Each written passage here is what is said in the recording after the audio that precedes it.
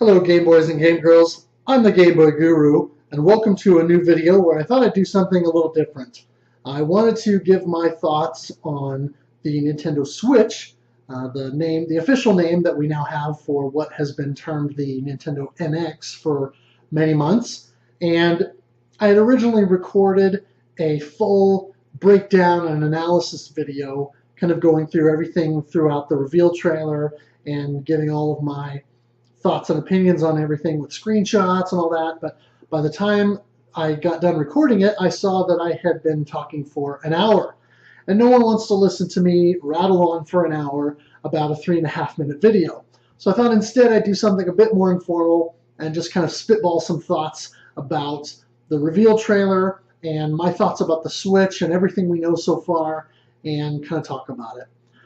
So first things first, I'll say that when I watched the trailer, like a lot of people, I went online and went to Nintendo.com, and the site was down, and I was freaking out a little bit because I'm like, oh no, we've broken the internet, you know.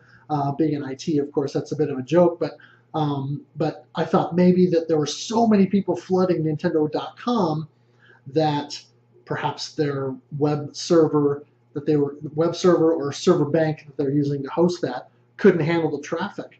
Now I think maybe it was a bit of a strategy that they used, so that when they put the video up, they could sync it between Nintendo.com, Nintendo.co.uk, Nintendo.co.jp, etc., so that they could get them all set up and everything synchronized, and so they could put the video out there and give that a couple minutes to marinate, so to speak, and then update the sites all at once, so that then when they reloaded, then the information detailing Nintendo Switch would actually be there ready to go.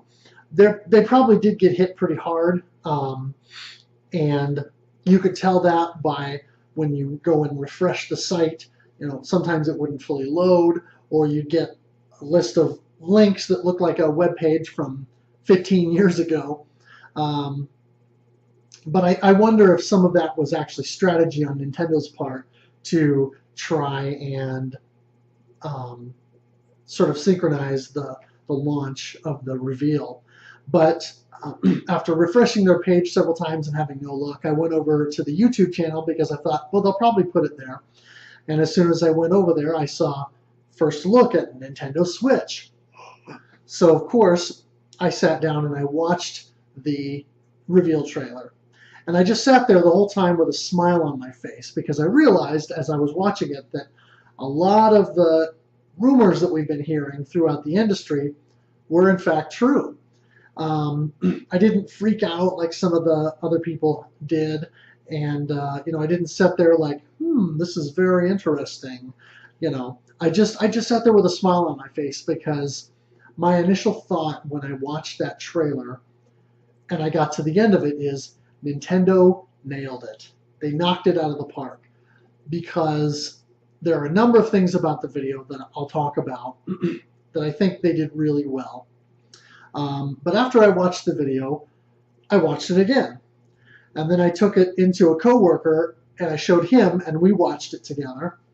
And then I went back in my office and I watched it again. And after that, I refreshed and I saw that there were a bunch of reaction videos. So I started watching people's live reaction videos. And I tweeted out about halfway through the day on Friday that my new favorite thing was watching live reaction videos to the Nintendo Switch reveal trailer. And I've watched a ton of reveal reactions and critical analysis of the Switch reveal trailer now 3.5 days out as I'm recording this. So I wanted to kind of, now that I've absorbed all of that and I've watched the trailer a ton of times, I wanted to kind of talk about it, give my thoughts, and really explain why I'm excited for the Nintendo Switch. So first things first, I like the name. I know it's a point of contention with some people. Some folks have said they really don't like it. Others have said that they kind of dig it. Some have said, maybe it'll grow on me. But I like the name because I think it encapsulates what the system is and what the target is of being able to do with it. When the Wii was first announced and I saw the commercials on TV, I thought it was a dumb name and I didn't get it.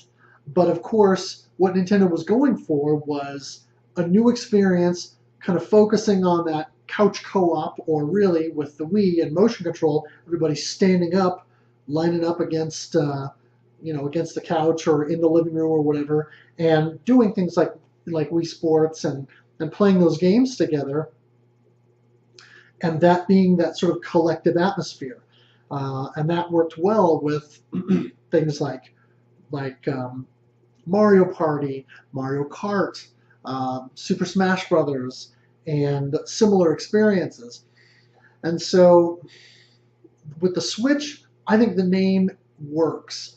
It doesn't have that pizzazz, or that it doesn't grab you, but it encapsulates what the system is. You can switch between a home console and a tablet that you can pick up and go. You can switch between playing with a tablet and the controllers on the side to setting the tablet down with a kickstand, pulling those controllers off, and having one in each hand. Or you can switch between those Joy-Con controllers, as Nintendo's calling them, to a Pro controller with a more traditional controller look and feel and functionality. Or you can switch to having your system, your console, sit on the table like that and have two people with the Joy-Cons turned sideways and use them for a game like Mario Kart, or as we saw in the trailer, that basketball game. I think everybody's been saying it's a 2K game, or the new 3D Mario game that they saw with the two ladies playing on that rooftop with a little rooftop party. And so you can switch between all sorts of different configurations, and it gives you the ability to switch it up effectively. So I like the name. Second, I'm very hopeful for what Nintendo is going to bring to us in terms of not only first-party titles, but third-party support. A lot of people freaked out when they saw Skyrim on the system, and there have been some people that kind of said, well, but it's an older game, or like Rich of Review Tech kind of lambasted Nintendo a little bit, saying, why are you doing this? Why are you putting out this footage when nothing has been confirmed? Okay, sure.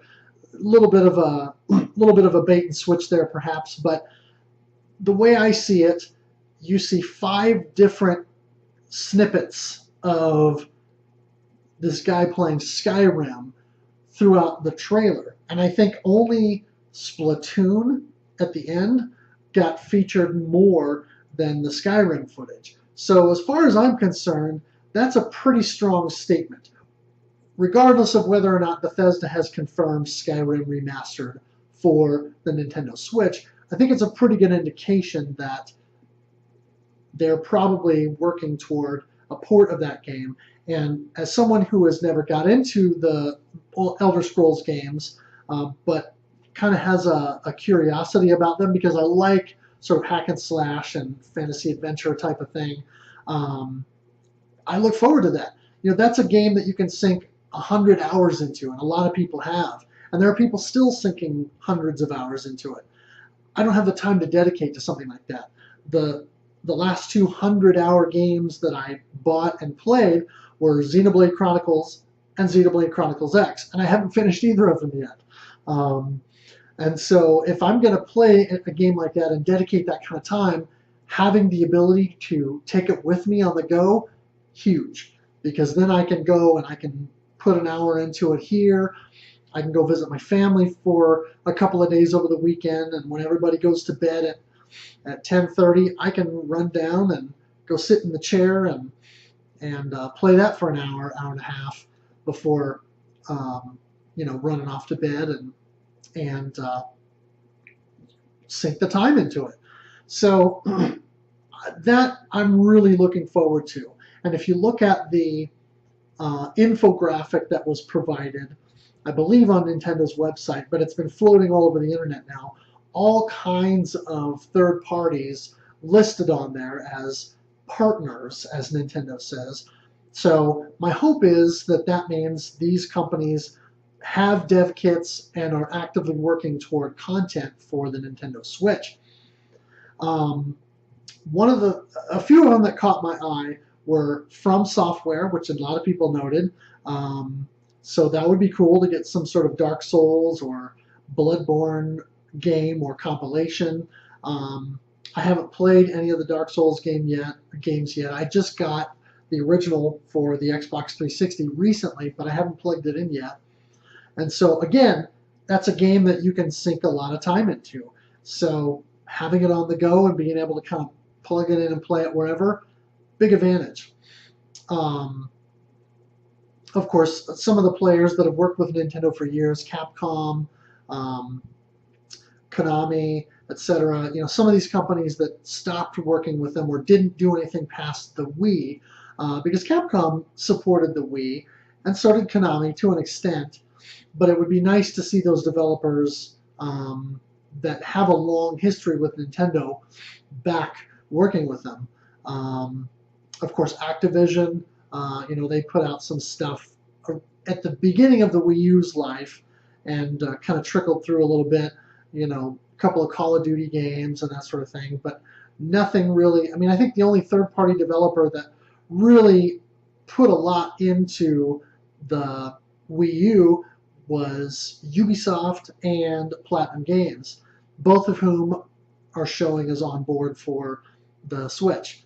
One that really caught my eye and flies under the radar just a little bit was Grasshopper Manufacturer, which is Suda51. So the only thing I'll say to that is, No More Heroes 3 confirmed? We shall see.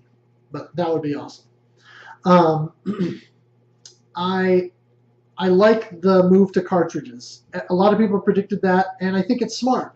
I'm in technology, and I understand, of course, that storage is getting cheaper, and with the advances in technology, you can get more and more storage into a smaller space. I think I read somewhere that now there's going to be an SD card coming out soon that is going to be able to pack up to possibly a terabyte into the small form factor of an SD card.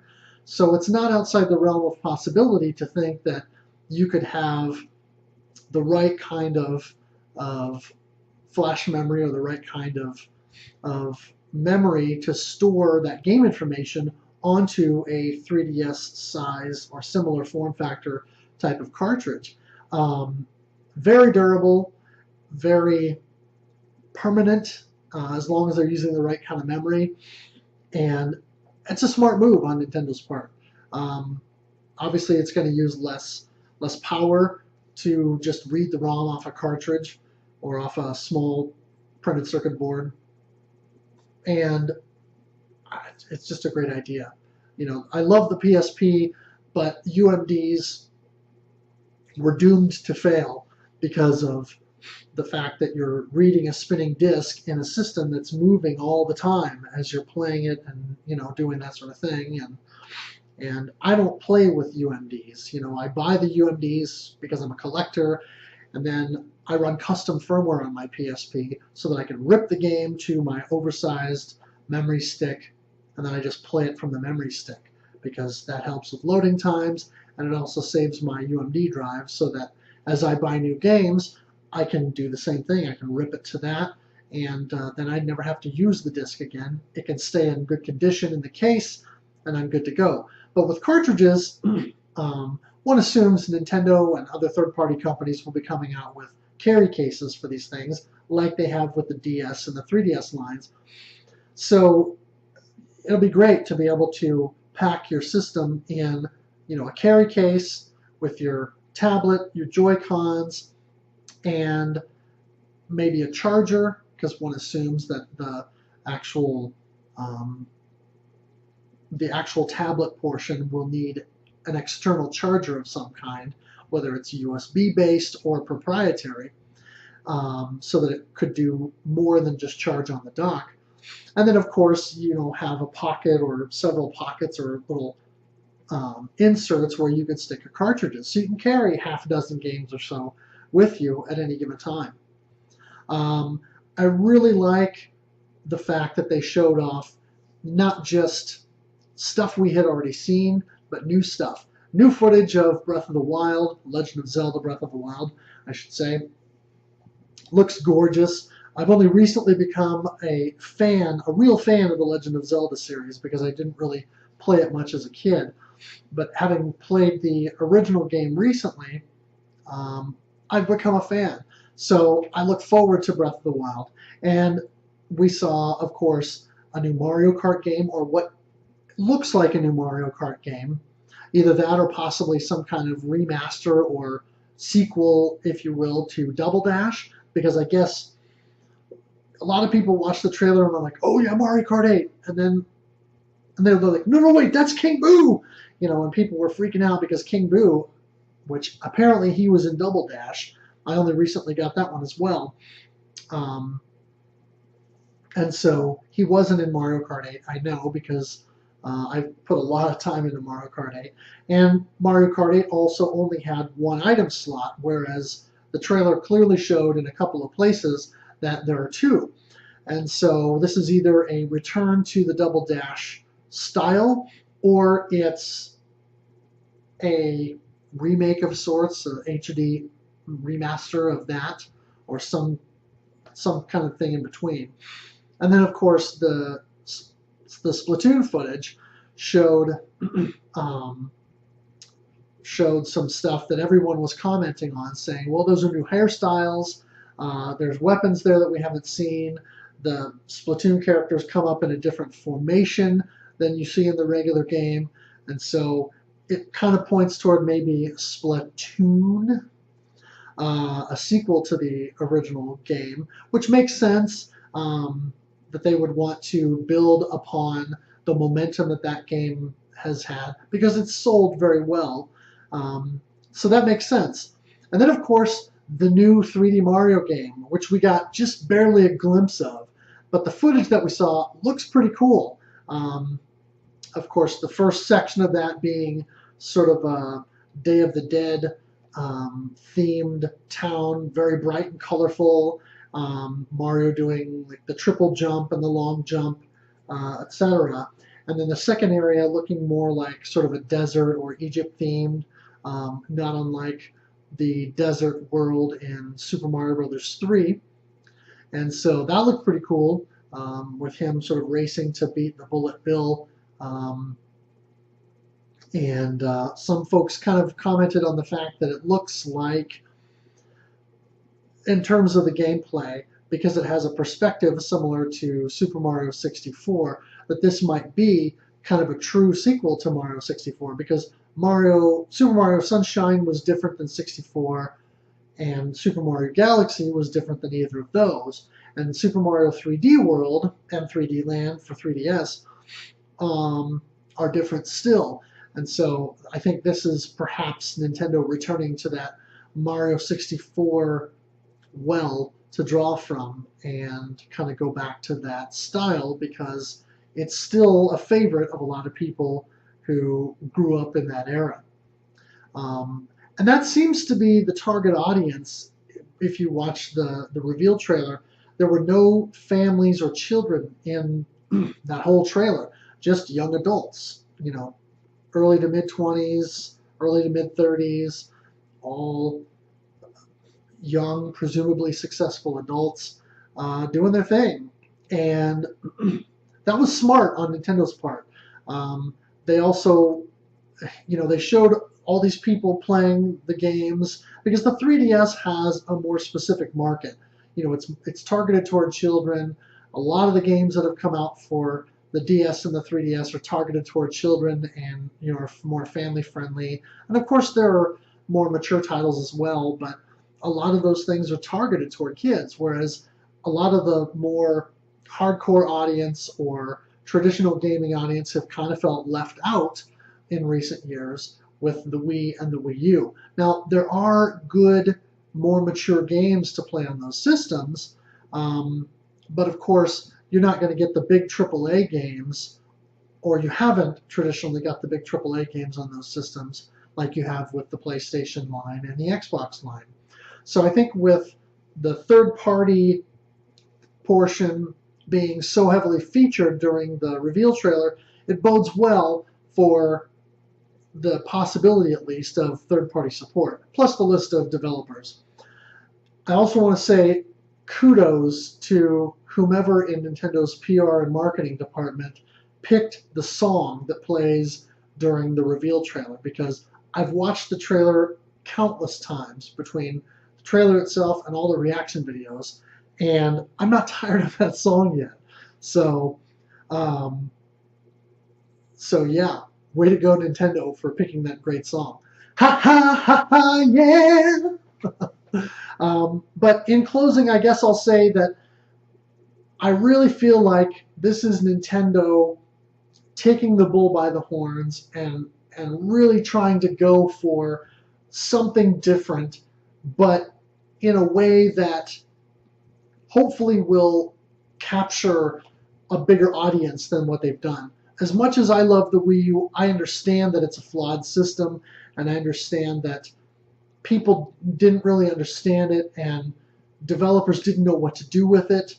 But I think with this being geared more specifically toward a traditional gaming experience with controller in hand and game on the screen, but with the ability to do that everywhere in kind of an interesting modular ecosystem, that's really, I think, going to help cater to a bigger audience and capture a larger market than what Nintendo has been able to do this last go-round.